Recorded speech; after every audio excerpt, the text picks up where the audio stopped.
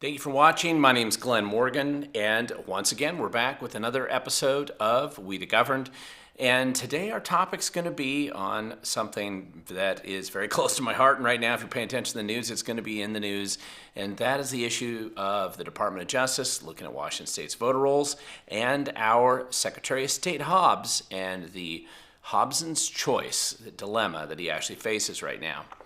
Now, if you are familiar at all with what's going on, you'll know that there is going to be an internal battle, of course, between some of our elected officials. And right now, Secretary of State Hobbs is the guy who's theoretically in charge of these voter rolls, and it is going to be up to him right there to basically take the blame for whatever illegal and dishonest and criminal activity has occurred in Washington State history. And if they had nothing to hide, of course, they would be sharing this with the feds, but there's a lot to hide. That's why they're saying no. And this adds quite a bit of dilemma for Secretary of State Hobbs, but it's not going to be hard for this guy right here, our dear leader, Governor Bob Ferguson here, to basically try to see if he can shift the blame, because he's really hoping that nobody really uncovers the truth about what's going on in Washington State and the voter rolls that we do have. Now, before we get too much further into this, I just want to remind you to hit the like and subscribe buttons down below if you haven't done so already. Please feel free to share this video with others. It's one of the best ways to get this word out to other people, especially if you live in Washington State or you have relatives who live in Washington State. This really does matter to you, and it's just critical to keep getting this information out right now when essentially, I guarantee you the traditional media is going to be hiding most of the information that we end up discussing today. So now this course goes back because we've set the stage here for Harmeet Dillon here, who is at the Department of Justice, the Federal Department of Justice, and she has demanded, as of last week, within a 14-day window, so that deadline's coming up here pretty quick, that she needs to have access to Washington State's voter rolls. We're not the only state. There's a number of other states that are also involved in doing the same thing. And Bob Ferguson and Hobbs, Secretary of State Hobbs, and Nick Brown, our Attorney General, they've all been saying that they're not going to be very cooperative. They're very concerned. And of course, the left has basically been focused on also jumping in their court and saying, of course, why should they provide the voter rolls, even though that's something the feds have been able to do for decades, and they had to do it during the Jim Crow South. Why wouldn't they do it now? Especially when they think something's nefarious going on.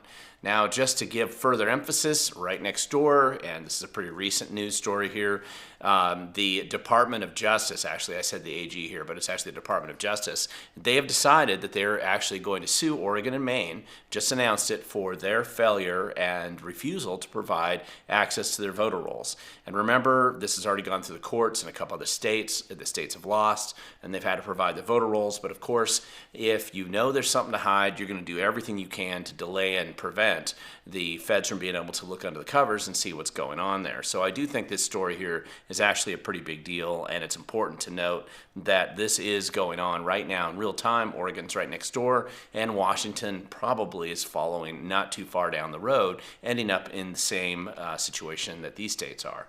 Now, obviously, if you're Bob Ferguson, the last thing you want to do is be talking about this. He does not want to be talking about this issue unless he can just blame Trump for everything, which is largely the big focus that he's had. In fact, I would say that Ferguson there has basically done nothing more than talk about Trump pretty much the entire time, not just when he was running for office, not just when he was Attorney General for the last 8 years that he was Attorney General, but now, of course, pretty much every waking day, Trump is on his mind, Trump lives in his head rent-free, and that is all he's going to be talking about. And he sure doesn't want to provide the voter rolls of Washington State, and he has a lot of good reasons not to do that. Now, again, just as a reminder here, what exactly are the feds looking for? Well, they're looking for non-U.S. citizens of voter rolls. That's the most obvious one, and we can discuss that in a little bit more detail. They're looking for things like fake UOCAVA voters, the fake voters that don't really exist. They claim they live overseas, but they aren't there at all. This has been a program that was set up for uniformed military officers originally, dominantly for them, and their dependents, but it's been abused at this point in time. They're looking for duplicate voters, people who are registered to vote in multiple places.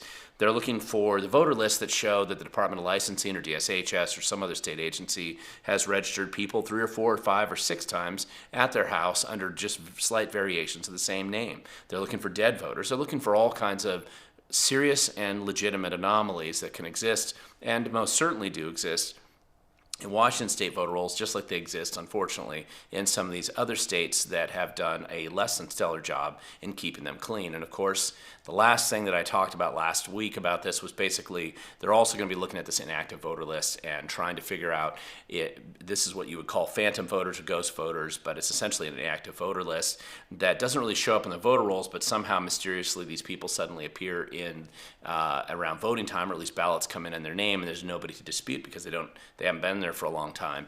And certainly nobody in these auditors' offices, and definitely not the Secretary of State's office, have been paying attention to it or really concerned about this issue at all. Now, the real big issue here really is non-U.S. citizens on the voting rolls, and I think this is the biggest issue.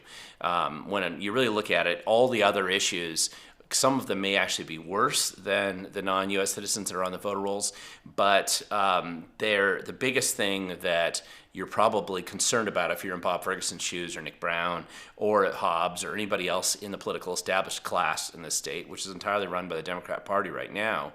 You're going to be concerned about these non-U.S. citizens in the voter rolls. And there's some pretty good reasons for that, but let's just look at exactly what the feds are actually looking at.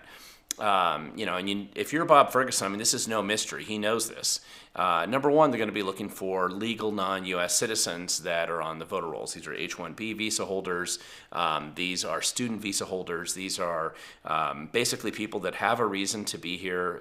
They're here on a visa. They're legally in the United States. Oftentimes, because we have Microsoft and Amazon and other high-tech companies that do hire a lot of H-1B visa holders here, they're going to be registered to vote.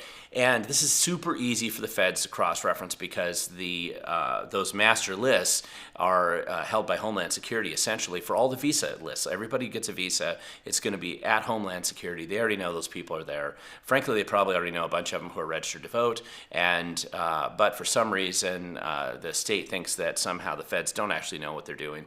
And I'm curious to see why they think that. But secondly, they're looking for, and this is going to be the more explosive one, of course, is the illegal aliens, the non-U.S. citizens that are registered to vote, the people who are not here legally.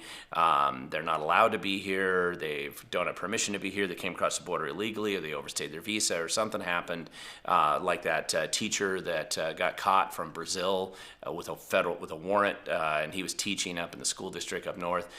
There's a lot of people who would fit this category who are probably registered to vote. And of course, the bigger question, and this is a bigger issue here, is how many of them actually registered to vote? Because keep in mind, even if you're not a U.S. citizen, like you're on a green card or something, and you're registered to vote, that by itself is not a crime.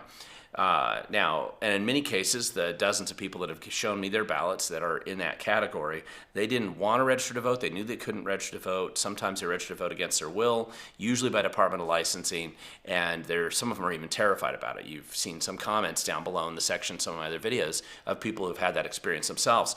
That's not where the crime gets committed here, though. There is a crime that gets committed, though, when somebody takes that ballot, it's illegal for them to vote, and they vote anyway.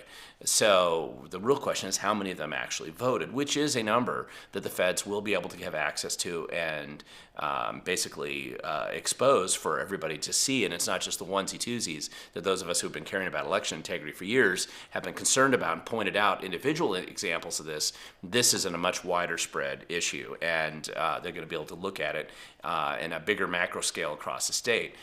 Finally, and I think this is really the kind of hand grenade bomb that exists within this whole problem for Governor Bob Ferguson and the political establishment here, which is how many of these same people are also on the SNAP and Apple Health benefits. This is like the Medicaid, Medicare type program, and the SNAP is like food stamps. And this is a big issue because the concern that they're going to have, put yourself in Bob Ferguson's shoes. He bloated the biggest budget in the history of the state of Washington, artificially inflated it up massively with the largest tax increase in state history, a $9 billion tax increase that nobody outside of the political establishment really wanted. And it's still apparently not enough to cover the deficit that they've created for themselves with just egregious incompetence in running governance, which is their default setting here.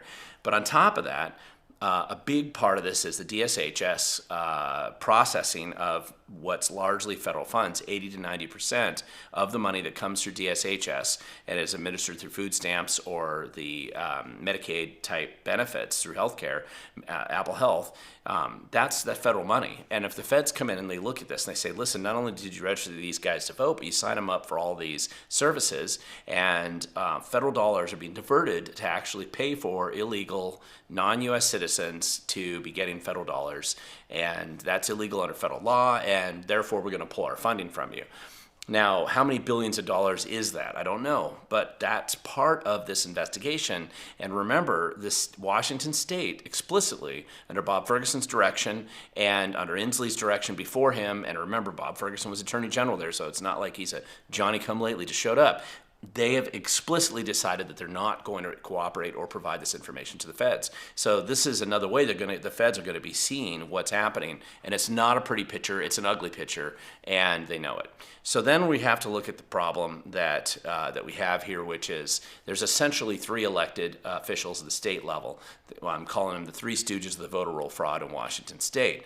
And in one way or another, all three of these guys are going to be involved. They're involved in the decision-making process or trying to defend the state, or they were directly involved in creating some of these problems in the first place. You have Bob Ferguson, right, who's our own governor and the former attorney general who's been here for 12 years before he was elected governor. So most of the bad behavior, some of the worst of it, has happened on his watch, in many cases just down the hall from his office at the Dept of Licensing, where they shared the same building with the attorney general. You have Secretary of State Steve Hobbs, a little bit newer to the game. He was in the state Senate, but he hasn't been a Secretary of State that long, and theoretically now, with vote law after the same-day voter registration went through in 2019, he's actually the guy responsible for what's going on here. And I think this is important because, again, legally, even though he's trying to say that the auditors are individually responsible for the voter rolls, and there's 39 counties, 38 auditors, and one election director in King County, and essentially, he wants to shift the legal burden on them,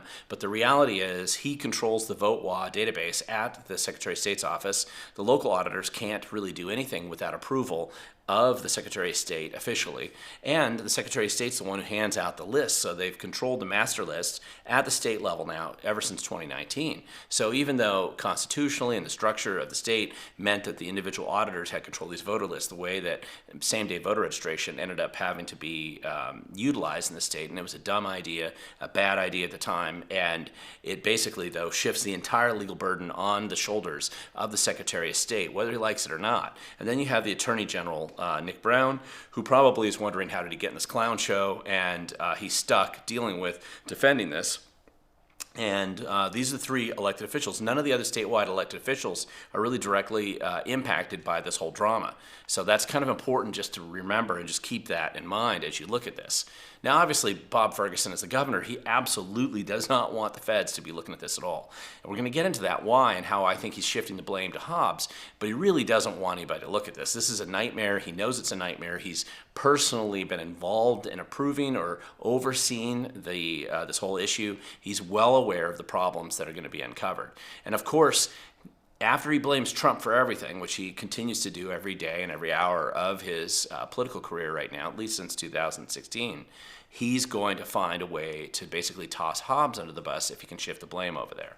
Now, then you got, of course, Nick Brown. Nick Brown here is basically probably wishing that he was back on the Survivor Island. His best-known claim to fame before he became Attorney General in Washington State was as a Survivor contestant who got booted off the island right away because he was lazy, and he probably wishes he was back there and did a little bit better job with his furniture and convincing other people to like him.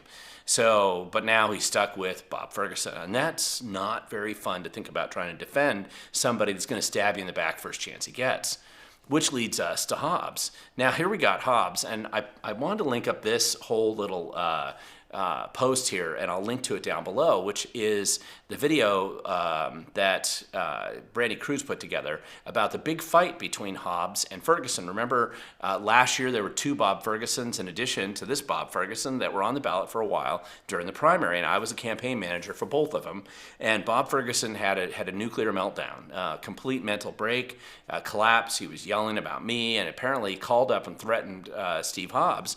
And he called up, yelled at him, told him that he had to go out and break the law. And he was directing them, as Attorney General, to break the law openly, willfully, and with malicious intent to personally benefit himself. This whole drama came up last year. It really showed both Ferguson's true colors, but frankly, Hobbs looked pretty good in that because he refused to break the law as an independently elected official. Even with all the pressure that Ferguson tried to put on him, he refused to break the law. Now, that's important to remember because there's an element of this that has created great enmity between Steve Hobbs and Bob Ferguson already. And remember, Steve Hobbs was put in the position when Kim Wyman took the bribe from the Biden administration and went to work for them, and she left as the last elected statewide Republican. Steve Hobbs was appointed by the governor, which is what he's allowed to do. And Steve Hobbs was really taken out of the state Senate because he was occasionally a roadblock because he had the unfortunate ability, like very few Democrats left in the Senate, to actually do math, and he was blocking a lot of the Inslee administration's agenda. And the idea that the Democrats, many of the insiders had, was they would just take him out of the Secretary of State's race because he generally couldn't run, it was believed that he couldn't run a very good statewide campaign. But he survived that, and now he's had fights with Bob Ferguson already. Bob Ferguson has showed his true colors, and that is one of the reasons why I think it's very obvious that Hobbs is now in the situation where he has Hobson's choice. Now, obviously, I've misspelled Hobson's choice. If you want to look it up, I'll link to it down below if you don't understand it, but it's basically where you get a couple options, and it appears to be a choice, but actually neither one's very good, and let's look at those. The first option here is that does Hobbs decide that he's going to take the fall for Ferguson's Department of Licensing fraud? Because frankly, it's very obvious Hobbs has had nothing to do with voter fraud in Washington State or bloating the voter rolls with a bunch of garbage or just letting them do all kinds of illegal activity that they've been doing for many years in the state. Hobbs was over in the Senate when he was in government during this time, and he had very little to do with it until now. Now he's the Secretary of State, and it's going on his watch, and most of the people that work in his office, if not all of them, are fully aware of this problem. And now Hobbs is being stuck with the Department of Justice coming down on him, and is he going to be the one who decides to take the fall for what Ferguson has been supervising and encouraging for years? Or does he actually decide to expose the truth? Which isn't a very good choice for him politically either, because the left will go crazy, they'll attack him, he's already has a hard enough time bringing the left in line behind him. It opens the door to him losing the next election, and he knows it. It undermines a lot of his support and probably his donor base, and this is a brutal situation. And this is the Hobson's choice that he is stuck with right now. It's one of the reasons why I think they're going to throw him under the bus. Now, when we look at the various videos that I've done in the past on this, obviously 4 years ago, I did this video right here talking about how the Department of Licensing obviously registers illegal voters on a continuous, regular policy. It's a malicious, willful intent. There's no pretense to follow any kind of realistic law here. That's why they went mission silent and dark, and they don't want to cooperate with the feds because it's an ugly thing to see. And I've done more recent videos here about the Department of Licensing continuing to go down that road and conceal the truth from us. I've done a variety of videos here about King County over the years, all kinds of shenanigans. There's a reason why Julie Weiss, who's pictured right here, she's the head of elections in King County, and she's in charge of the fraud factory, as it's been nicknamed by anybody who's actually paying any attention to how it operates. And of course, one of the bigger questions everybody asks, what are they hiding in the biggest county in Washington State where the heart of darkness exists and very questionable behavior has occurred for many years now? On top of that, I also did this video here about the OmniVote system, which is basically outsourcing some of the voting to a nonprofit leftist organization, and the weird structure that they've allowed to exist where you could actually use toilet paper to vote in Washington State. It's strange, it's weird, but welcome to the Pacific Northwest, and there's been a number of different stories that are out there by it. But then people will wonder, and they'll step back and they'll say, what exactly does the Ferguson administration, why do they need these illegal immigrants so desperately that they're willing to endure the wrath of the Department of Justice and investigation into what they're doing? And as I've mentioned before, it's all about power, money, and control. And now that sounds simple and easy to say, but let's talk about it a little bit more specifically. Obviously, these guys have wanted power. That's why they're in politics. That's why they are the governors, and that's why they're in charge. And they're going to be using, and they have used, illegals to keep their power. Number one, they need the votes. I don't know how many of them are voting. We'll find out. But they need those votes. It's a bonus, a little extra votes, presuming that most of them do vote for you, or they can be manipulated or threatened into voting for you. They're going to keep doing it. That's a big direct benefit that they get. Secondly is apportionment. And again, this is about putting more allies in the state legislature and in Congress. You can inflate the population levels and therefore get more representatives that are on your side by manipulating that population level. And thirdly, of course, it justifies the expansion of government programs because it helps your friends profit, the people who are giving you donations, whether that's in the bureaucracy with the unions, with the WEA or the SEIU, or the grant grifting operations that basically profit from illegals in this country.